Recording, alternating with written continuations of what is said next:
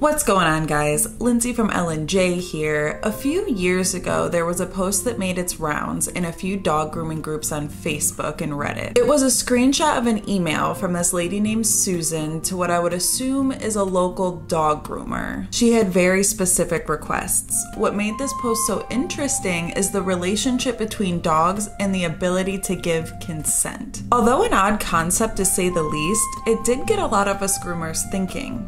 And so here's what was discussed. And buckle up because it's a bit of a ride. Hello, my name is Susan, and I'm looking for a groomer for my dog who can groom him in the non-confrontational manner that I believe is best for him. Dooley is an 18-month-old BerNowDoodle. If you are unfamiliar with the more rare doodle breeds, he is a Bernese mountain dog / chow / standard poodle. This would be his first haircut, as I have not found a groomer willing to work within the parameters that I believe in. He currently weighs 89 pounds and his hair is approximately 7 to 8 inches long on the longer areas. I would like to remove 1 to 2 inches all over.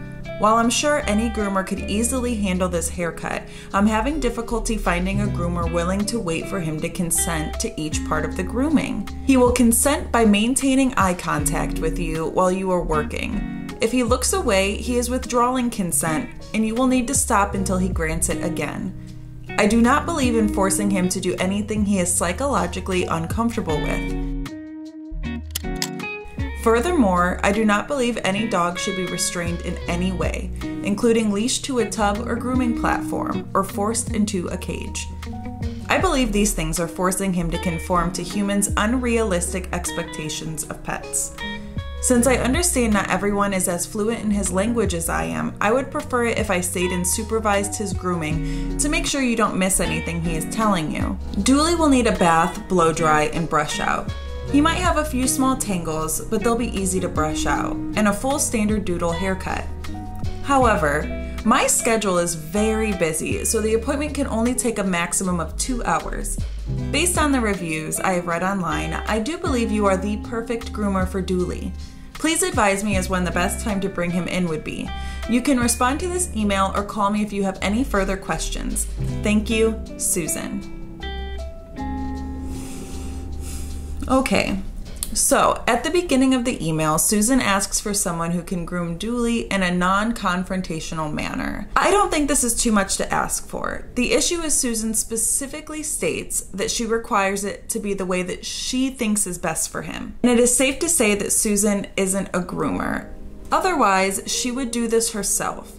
Despite what anyone thinks or feels about doodles or any mixed breeds, I just think it's important to remember that it's not the dog's fault. The dog is 18 months old and has had 0 experience at a groomer. This is just setting everyone involved up for a difficult experience. Not to mention that his mom has unrealistic expectations for his first haircut. Susan thinks that leaving 6 inches of hair all over on a puppy who has had no grooming experience would be an easy job for any groomer. I can tell you from experience that is not true. Trying to scissor the hair to appear smooth and maintain 6 inches all around is a difficult task to do even on dogs who've had grooming their whole life. Another issue arises when you mix breeds with different coat types together. Doodles have a complex coat because of the mixture of undercoat and curly coat. These two coat types trying to compete for space together on your dog creates a battlefield for mats to happen. Dooley is also young. This means that he may have been going through a coat transition from his puppy coat to his adult coat. Anyone who has ever owned a dog and tried to maintain a coat throughout this transition period knows how hard it is. Puppy coat is very soft. It mats easily as the tougher adult coat starts to grow in. I've known talented groomers struggle with maintenance on coats during this transition period. An inexperienced dog getting this type of haircut is only increasing that difficulty. Add on top of that Susan wants to supervise the haircut. I've worked in environments where the owners are able to watch the haircuts be performed, and it isn't the audience that's the issue, it's the connection between the dog and their owner that is an issue. A good groomer is going to work on establishing a strong foundation to build a relationship with your dog. If you are present during these grooming sessions, your dog isn't focused on the groomer and is focused on you. Your foundation with your dog is already built in concrete. They trust you. They will continue to look to you for support and confirmation that the situation is under control. Once the owner is removed from the equation, it creates a situation where the dog is now able to focus on the new relationship. This is when your groomer will hopefully make your pet feel safe, heard, and comfortable. It is instinctual for dogs to look for a leader, and once that confidence and leadership is established from your groomer, your dog will begin to trust the process. This is a critical step in setting dogs up for success with grooming. Dogs are not people. They communicate differently. It is your groomer's job to understand dog behavior and body language. It is your job to do the research and make sure that you trust your groomer. Susan's biggest issue in this email was her obvious inability to let go of control. I fully believe she does want the best for her dog. However, in terms of consent, dogs are closer to children. There are things children cannot consent to because they are children. Yet there are boundaries that should be respected from both the dog and the groomer. So, can dogs give consent? The real definition of consent is to give permission for something to happen or an agreement to do something. If a dog displays avoidant behavior and is actively trying to run away, then they're not giving permission to do whatever you're trying to do. This means that the dog can in fact give consent.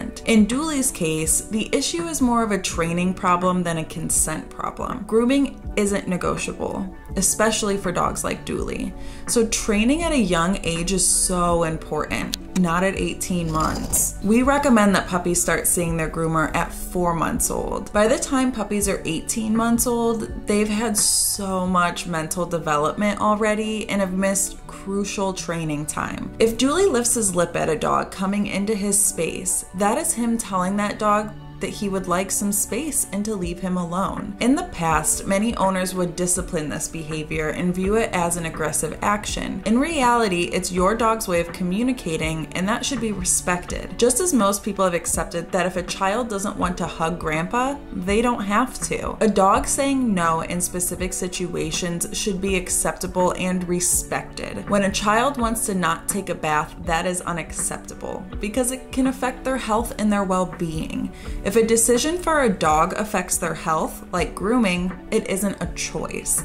However, they still deserve to be heard and treated with respect. Working in tandem with dogs to teach them that grooming isn't a scary process isn't hard, but it does take patience and time. When grooming is forced onto dogs who are not consenting to the process, this can form trauma around grooming and strain the relationship that you're trying to build with that dog. Instead of forcing them through the process, work with them to show them that it isn't scary or painful. In a perfect world, Susan would express these thoughts and feelings and be open to hearing from a professional groomer on what an ideal setup for Dooley's grooming future would look like. Unfortunately, I do not foresee this happening. As Susan has stated, multiple groomers have denied this service for her, and I can't imagine that they wouldn't have explained some, if not all of this to her. Self-reflection is a hard concept to learn, but I hope that since this email has circulated, Susan was able to do some inner work for Dooley's sake. My hope for Dooley is that he can learn to trust whoever is grooming him and that they can work together in confidence. A lot of things in this email could have been avoided by Susan doing her research and looking for a fear-free based groomer. These are groomers who do extra training to ensure that their training methods during the grooming process are less old school like Cesar Millan and more new school and positive. Times have changed, and a lot of groomers have learned how to really work with dogs and work within their limits. Fear-free based grooming would be a good option for people like Susan and Dooley because it is working kindly with her dog while still teaching her dog how to be groomed professionally. You can follow us on Instagram at LJ Groomco to see what we're up to day to day. You can also find us on Facebook at the L&J Grooming Company. So let me know down in the comments what you think about Dooley and Susan. Remember, be the person that your dog thinks that you are,